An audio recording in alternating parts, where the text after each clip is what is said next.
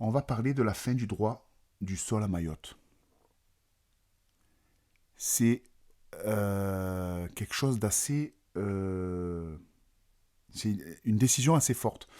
Alors on ne sait pas si c'est vraiment une décision forte ou si c'est un petit mouvement de serpent, un petit mouvement d'invertébré, comme ça. Hein.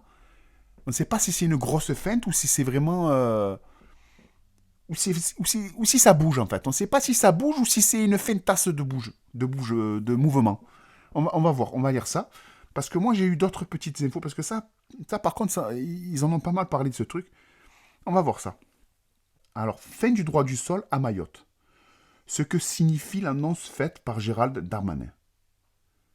Le ministre de l'Intérieur a annoncé dimanche à Mayotte une révision constitutionnelle destinée à supprimer le droit du sol sur l'île de l'océan Indien.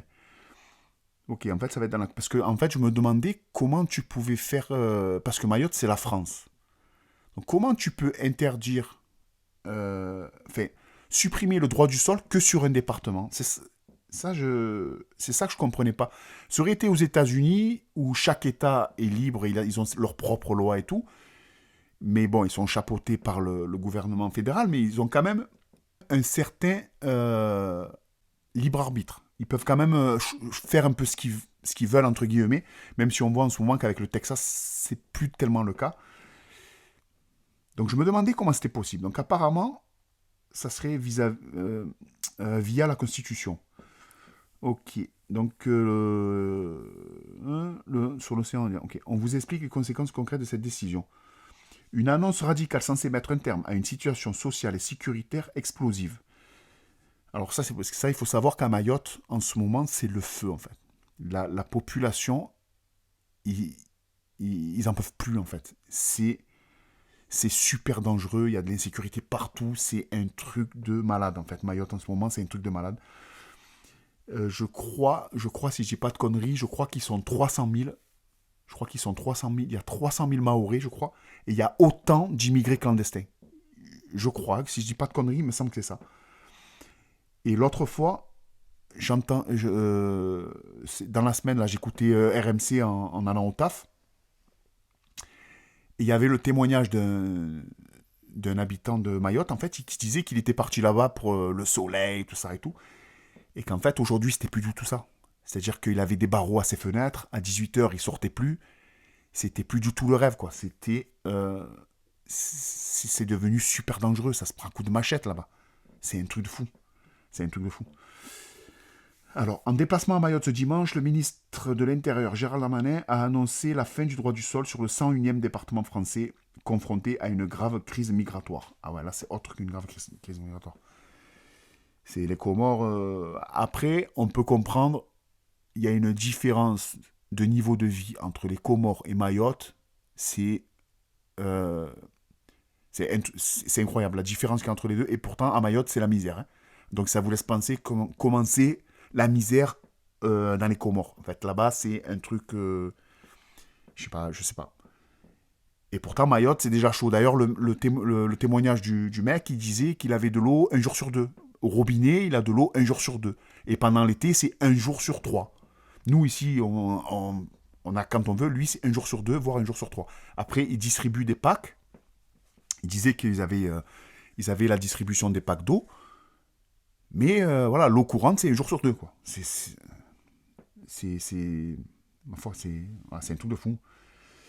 Alors, nous allons prendre une décision radicale qui est l'inscription de la fin du droit du sol à Mayotte dans une révision constitutionnelle que choisira le président de la République, a déclaré le locataire de Beauvau, louant une mesure extrêmement forte, nette, radicale. Franchement, ouais. J'avoue que là, c'est radical. Quels sont les enjeux liés à l'application de cette mesure? Le Parisien fait le point. Qu'est-ce que le droit du sol et le droit du sang? Alors, il existe plusieurs possibilités pour devenir français. Le droit du sang, fondé sur la filiation, stipule qu'un enfant né d'au moins un parent français hérite de sa nationalité dès sa naissance. On l'oppose ordinairement au droit du sol. Comme son nom l'indique, ce dernier permet à un individu d'obtenir la nationalité française du fait d'une naissance ayant eu lieu en France, et ce même quand les parents ne sont pas français. Je pense que c'est clair, pas besoin de l'expliquer plus que ça. Je crois qu'en Allemagne, il n'y a pas longtemps, il y a une vingtaine d'années, ils avaient encore le droit du sang, je crois. Il me semble. Il me semble que ça avait été un problème pendant la Coupe du Monde 98. Il me semble, si je me rappelle bien, mais j'étais jeune quand même à la Coupe du Monde. Alors, ce droit du sol se décline en deux volets, comme le rappelle le site Vie publique. Le premier concerne les personnes nées en France de deux parents étrangers. Dès sa majorité, un enfant peut se voir attribuer la nationalité française. Pour cela, il doit résider en France à la date de ses 18 ans et avoir sa résidence habituelle en France pendant une période continue ou discontinue d'au moins 5 ans depuis l'âge de 11 ans, précise le site. Ok. Le deuxième volet concerne le double droit du sol, qui permet aux enfants nés en France et à au moins un parent également né en France d'obtenir la nationalité française dès leur naissance. D'accord. Le ministère de l'Intérieur rappelle que cette disposition est née en 1851 pour des motifs essentiellement d'ordre militaire, autrement dit, afin de pouvoir incorporer davantage de soldats dans l'armée française. Ok, ouais, c'est toujours pareil. En fait. Alors pourquoi le département de Mayotte fait-il déjà office d'exception? Le département d'outre-mer dispose de particularités, notamment géographiques, puisque Mayotte est à mi-chemin entre Madagascar et l'Afrique, indique Vincent Brengart, j'espère pas écorcher son nom, avocat au barreau de Paris. L'importance des flux migratoires a ainsi contribué à une présence plus importante de personnes de nationalité étrangère, et ce dans un contexte global de forte précarité. Eh oui, ils vivent dans la misère là-bas. Ils vivent dans la misère. À Mayotte, le droit du sol avait déjà été durci pour cette raison dans le cadre de la loi Asile et Immigration en 2018. Ah, ça, je ne savais pas. Depuis cette date, afin qu'un enfant né sur l'île devienne français, il faut que l'un de ses parents ait, au jour de la naissance, été présent de manière régulière en France depuis au moins 3 mois. Ouais, moi j'aurais même mis, il aurait fallu que l'enfant, que les parents ils soient en France quand l'enfant il a été conçu. Ouais, tu es sûr que sinon c'est trop facile. Le mec il vient, il arrive en France 2 jours après son enfant il est français. Ouais, Après c'est toujours pareil. Quand tu prends au cas par cas, tu peux comprendre que les gens qui vivent dans la merde, ils ont envie d'aller dans un pays où tu vis mieux pour leurs enfants. Moi j'ai des enfants et je serai le premier à le faire en fait. C'est un truc de fou. Alors, un cas unique en France, puisqu'aucun délai de résidence n'est exigé ailleurs dans le pays, le Conseil constitutionnel avait alors estimé que les lois peuvent faire l'objet d'adaptations tenant aux caractéristiques et contraintes particulières. D'accord, donc en fait, on peut faire comme on veut, quand on veut, ok. Parce qu'ils sont tout le temps en train de nous dire qu'ils peuvent pas faire ci, ils peuvent pas faire ça, parce qu'il y a la loi, il y a le machin, il y a la constitution, il y a l'Europe, il y a le truc. Mais en fait, quand ils veulent, ils font. En quoi consiste la mesure de suppression du droit du sol? Concrètement, si la suppression du droit du sol est actée à Mayotte, il ne sera plus possible de devenir français si on n'est pas soi-même enfant de parents français, a expliqué Gérald Darmanin, assurant que cela coupera littéralement l'attractivité que peut avoir l'archipel mahorais, confronté à une forte pression migratoire en provenance des Comores voisines. L'annonce faite par Gérald Darmanin reviendrait par conséquent à rendre encore plus dérogatoires les conditions d'accès à la nationalité française à Mayotte, car elle ne consisterait pas simplement à durcir le droit du sol, mais à le neutraliser, souligne maître Vincent Brengard. Une telle suppression constituerait ainsi une différence manifeste avec le reste du territoire. Ouais, il n'y aurait que là-bas. Mais bon, pourquoi pas l'appliquer après sur tout le territoire? Ça pourrait être pas mal si ça marche. Moi, franchement, aujourd'hui, en fait, il faut agir. Aujourd'hui, on est dans une telle crise migratoire, il faut agir. Moi ce que j'aimerais, c'est que le prochain président, ou même Macron, en vrai, s'il a les couilles de le faire, il faudrait qu'un jour, il y en ait un qui dise, écoutez, en France, on est dans la merde, on va fermer pendant 2 ans, pendant 3 ans, pendant 5 ans, on va fermer, on va s'occuper de nos pauvres, on va s'occuper de nos sans-abri, on va essayer de redresser la tête, et après, on rouvrira, on accueillera un peu des gens, et pourquoi pas, même après, s'axer vers une migration choisie. Une immigration choisie, comme ils font au Canada, comme ils font en Australie. Pourquoi nous, on n'a pas le droit de le faire, en fait? Moi, je pense qu'au bout d'un moment, il faudrait faire ça. Il faudrait porter ses couilles et dire, écoutez, même en France, on s'en sort pas. Donc, on va fermer. On va fermer quelques temps. On va remonter la pente. Et après, on pourra raccueillir à nouveau. Aujourd'hui, on accueille des gens. Ils arrivent, ils sont au chômage. Ça sert à quoi, en fait? Ça sert à quoi? Enfin... le ministre a précisé que la suppression du droit du sol à Mayotte ainsi que le durcissement du regroupement familial permis par permis par la loi immigration votée en décembre permettront de mettre fin au visa territorialisé. Elle est là, la petite esbrouffe.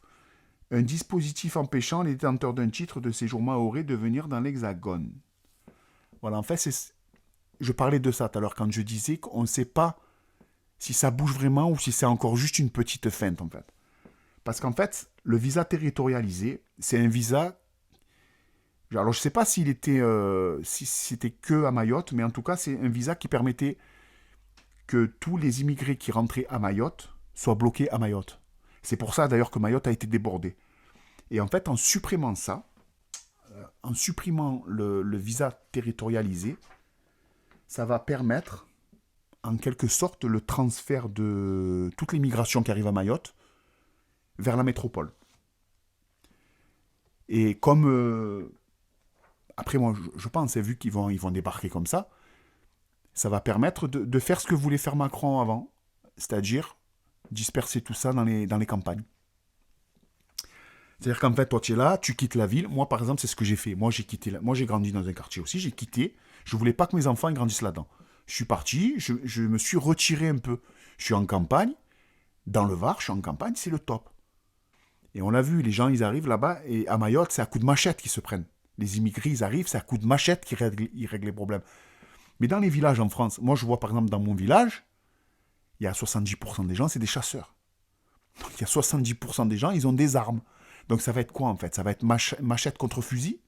Ça va être ça l'avenir de la France? Ah, je sais, franchement, c'est un truc de... Je sais pas où on va, c'est un truc de fou. On dirait que chaque décision, il y a toujours une esbrouffe en dessous. Il te dit, oh, on va faire ça, mais en vrai, derrière, il te prend ça. Il y a toujours un problème, en fait. Alors, sa suppression est l'une des principales revendications des collectifs d'habitants en colère qui paralysent l'île depuis le mois dernier. C'est vrai qu'il y a beaucoup de blocages. Les gens, ils pètent tellement un plomb qu'ils sont tous dehors, ils bloquent. Puisque nous aurons beaucoup moins de titres de séjour et que nous n'aurons plus la possibilité d'être français lorsqu'on vient à Mayotte, les visas territorialisés n'ont plus lieu d'être, a assuré le ministre. Après, peut-être qu'il est sincère, peut-être que c'est vrai ce qu'il dit. Peut-être qu'il n'a pas l'intention de transférer tout le monde en métropole. Je ne sais pas. Alors, sa suppression est l'une des principales revendications des collectifs d'habitants en colère qui paralysent l'île depuis le mois dernier. C'est vrai qu'il y a beaucoup de gens qui ils font des barrages et tout. Les gens, ils pètent tellement un câble qu'ils sont dehors et ils font des blocages partout, quoi.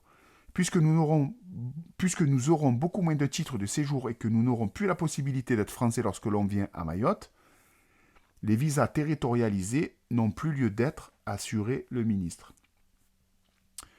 Je ne sais pas, peut-être qu'il est sincère. Peut-être que c'est pas une manœuvre pour pouvoir transférer toute l'immigration en métropole, je sais pas. Peut-être qu'il est sincère, on verra bien. Selon Gérald Darmanin, la suppression de ce dispositif doit être actée dans un projet de loi Mayotte, annoncé de longue date, et confirmé le 30 janvier par le nouveau Premier ministre Gabriel Attal, qui sera déposé à l'Assemblée nationale dans les semaines qui viennent. Voilà. Ouais, je sais pas. Franchement, par contre, une grosse pensée pour les habitants de Mayotte, parce que franchement, c'est vraiment la misère là-bas en ce moment. C'est vraiment la misère. Donc je sais pas, franchement, je sais pas si c'est vraiment un bon truc. Après qu'il supprime le droit du sol à Mayotte, c'est bien. Quoi qu'il en soit, ça c'est bien. Moi je pense qu'il devrait même le faire sur le reste du territoire. Maintenant, moi c'est le visa territorialisé qui m'intrigue. Voilà, je sais pas ce qui se cache là-dessous avec la suppression de ce visa. Donc dites-moi vous, je vous laisse me dire ce que vous pensez vous. Est-ce que c'est une petite feinte ou est-ce qu'ils sont sincères? Allez-y en commentaire, dites-moi ce que vous en pensez. Laissez-moi un petit pouce et abonnez-vous à la chaîne.